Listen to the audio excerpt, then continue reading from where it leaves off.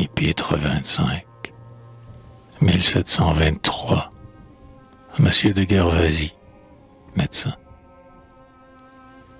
Tu revenais couvert d'une gloire éternelle, le Gévaudan surpris t'avait vu triompher, des traits contagieux d'une peste cruelle, et ta main venait d'étouffer, de sans poison caché, la semence mortelle.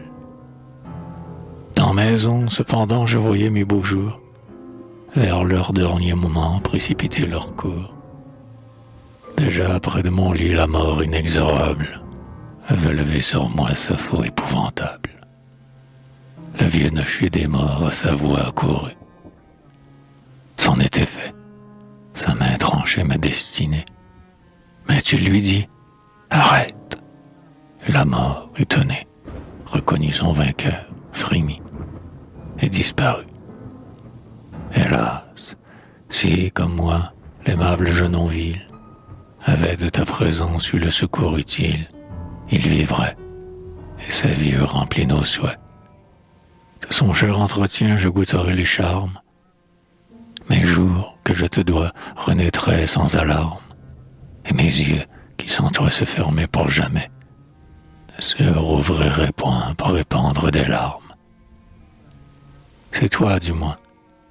C'est toi par qui, dans ma douleur, je peux jouir de la douceur, de plaire et d'être cher encore aux illustres amis dont mon destin m'honore.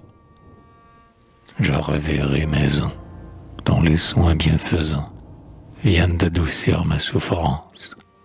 Maison en qui l'esprit tient lieu d'expérience et dont j'admire la prudence dans l'âge des égarements.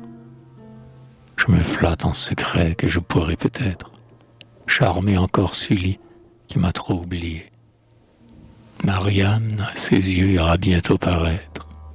Il la verra pour elle implorer sa pitié et ranimer en lui ce goût, cette amitié que pour moi, dans son cœur, ma muse avait fait naître.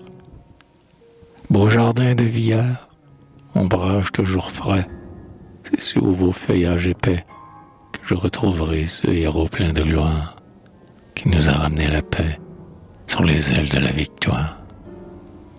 C'est là que Richelieu, par son air enchanteur, par ses vivacités, son esprit et ses grâces, dès qu'il reparaîtra, saura joindre mon cœur, tant de cœurs soumis qui volent sur ses traces.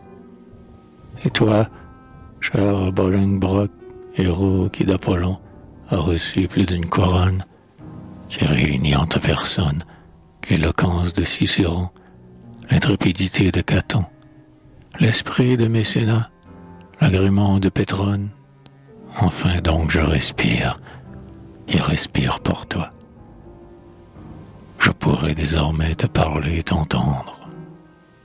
Mais ciel, quel souvenir vient ici me surprendre. Cette aimable beauté qui m'a donné sa foi, qui m'a juré toujours une amitié si tendre, daignera-t-elle encore jeter les yeux sur moi? Hélas, en descendant sur le sombre rivage, dans mon cœur expirant, je portais son image, son amour, ses vertus, ses grâces, ses appas, le plaisir que 100 fois j'ai goûté dans ses bras. Ces derniers moments flattaient encore mon âme. Je brûlais, en mourant, d'une immortelle flamme. Grand Dieu, faudrait-il regretter le trépas? M'aurait-elle oublié? Serait-elle volage? Que dis-je, malheureux? Où vais-je m'engager? Quand on porte sur le visage de mal si redouté le fatal témoignage, est-ce à la mort qu'il faut songer?